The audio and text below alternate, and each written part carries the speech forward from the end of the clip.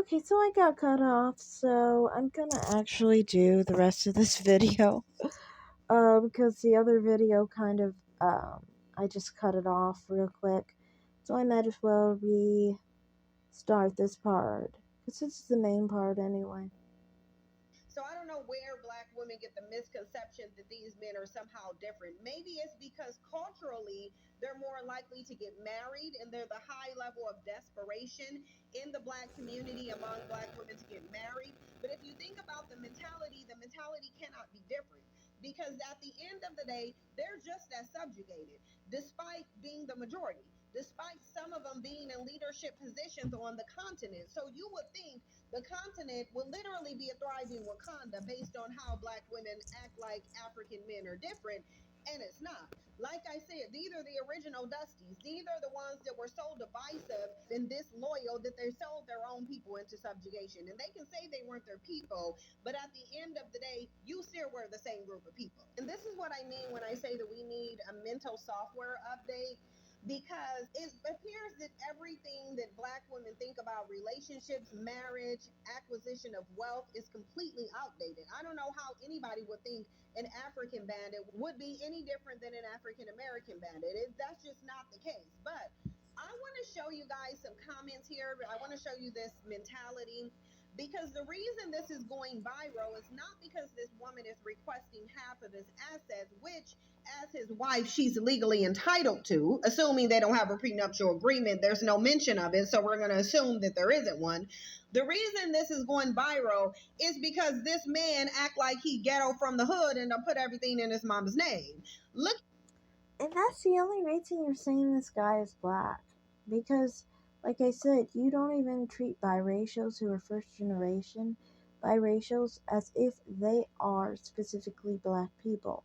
But this guy may have his mom may have some distant black ancestry on her side, and she may be mixed race, and his father is white.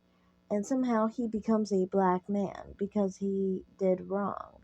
That's just what's weird to me. It's like character is more important than color, so I don't think it matters what his race is, but his character does matter in this case. At these comments, I'll come back for final commentary.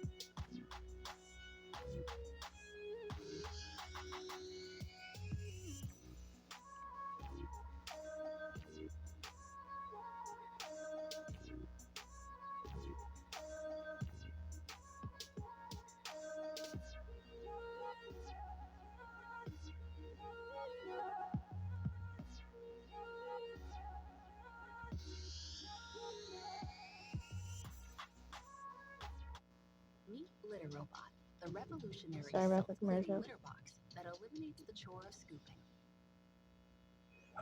Charmin's diamond weave texture cleans better, so you can use less. Charmin Ultra Strong Storage.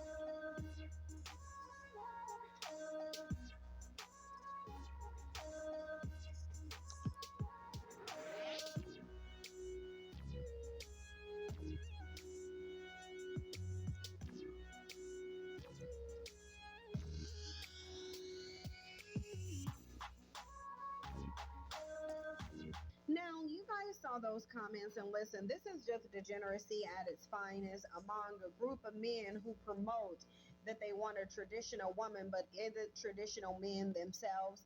What you saw in those comments is the way in which it seems that the male mind is made up of partial degeneracy and partial contradiction. Because in one breath, they want to sit here and talk about traditional women, Andrew Tate being one who constantly talks about it himself, yet they want to jump into the feminist mind when it comes to marriage and passing down wealth. Traditionally, if you want a traditional woman, she does not work. She is at home. Traditionally, the man passes down wealth to the woman. The feminist perspective is that that does not happen. So you have a bunch of men in the comment section talking about feminists and 304s when they are the 304s themselves and they are feminist minded themselves while espousing feminist sentiments. A woman getting half of a man's earning is traditional, 100% traditional. But these bandits don't know what traditional is because they are not traditional men. How do you sit up there and say that you want a woman and you only value women who don't have jobs, don't have educations, don't have any ability to fend for themselves? They're simply just attractive, feminine, fit, and friendly, but then complain when you have to pass down wealth and resources to her. The bottom line here is that you have men who are emboldened by the fact that women have allowed them to run amok, that we have acquiesced to this level of degeneracy. At the end of the day, you should not be marrying them. You should be building up yourself, creating your own wealth so that you don't have to depend on a bandit like this. They want this woman to stay in a relationship with a bandit who didn't care about his marriage vows at all and who violated his marriage by allegedly raping a woman in his marital bed.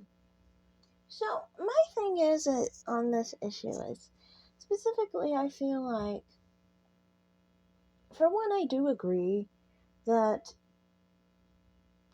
I think it's more beneficial to be independent in your financial um, outlook and your financial success. You should not look to a man to get success like that. To me, I think you should be a good individual on your own, and he can be a good complement to you, but not your whole identity. So many women basically use men as their own identity instead of being a person that is successful in their own way, in their own right, and then having a man who is a good complement to you, who is basically becoming one with you because you both have the same level of success, the same level of appeal, basically. So to me, it's just like that's more the thing. And then also, the thing is, people try to say, out of all this whole situation, I find it so weird because it's like people talk about the woman. Nobody ever talks about the children. This whole thing is the man versus woman. Nobody pays attention to the fact that this man tried to hide his assets so he could be a deadbeat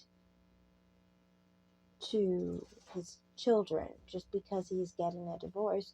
There's plenty of men who are of this mindset that when they divorce a woman, they see the children as attached to the woman instead of the fact that these are your children and you need to take care of your children because you brought children into this world and now you are basically claiming you want to have no responsibility for the children that you brought into this world.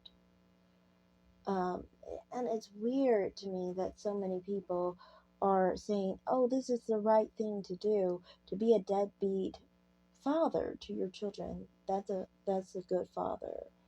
How is that a good father to be a deadbeat father? To be a father who doesn't take care of your children, who does not financially support your children. That is not a good father. So to me, it's just interesting that people are celebrating this. You really want to be a deadbeat father to your children just to spite a woman you're divorcing? Your children's well being is far more important than trying to play petty games on your soon to be ex wife, in my opinion. So that's a major thing here. As far as marriage, I do think, personally to me, when people say, like, she's saying, like, that marriage doesn't benefit women, and that it's more of a benefit to men, I do agree in some regards, especially since there's a lot more support that women give to men, usually domestically, and basically um, better men's lives as far as professionally, successfully. But it's not just that to me. It's more important than that. I feel like safety is more important than anything. Men are more strong than women. Men pose more of a physical threat to women than women do to them. And I'm not saying that in a sense where I'm saying that men kill women only. I know I watch Forensic Files on a regular basis, and I know that women kill their husbands and men kill their wives. But the thing is, as a woman, you take the weaker position when you are with a man, the weaker physical strength position. So you are at a more vulnerable state, and you are at a vulnerable state for being physically taken advantage of because you do not have the physical wherewithal that your man has. And so, to me, when we talk about marriage, and if you pick the wrong one, it is extremely detrimental to women when you pick the wrong one because you could very well end up dead. You could very well end up beaten up and abused by men, you know, because you technically do not control the situation when you're around men because men can easily overpower you. So when people try and claim anything else that marriage somehow benefits women, it doesn't. Like when people say it is the purpose of men providing, protecting, securing. Well, you are literally letting in a security risk and you are sacrificing, possibly not being protected if he goes rogue on you. So it's kind of like, when people claim that women benefit, they mean that women benefit if they choose right. But honestly, the way I see it is if you marry and you choose right, obviously you won't be divorcing, but both people will benefit because you both chose right for you. The main thing here and the main key to the problem is not choosing right. So that's all I have to say in this video. Thanks for watching. I'll let a little bit. Yeah, I'll finish it here. But yeah, thanks for watching, everyone. Like and subscribe, comment down below. I just basically wanted to point out that, plenty of times I think on these types of different back and forth between the man side and the woman side. No one is paying attention to what the other one, who you side with, did wrong to do better. You know, they always want to focus on someone else, but focusing on someone else while talking to the other person isn't going to help them because they need to figure out what to do to avoid making the mistakes they've made in the past to get them in that situation in the first place. So that's all I have for today. Thanks for watching. Like and subscribe. Comment down below. Have a great day. Bye, guys.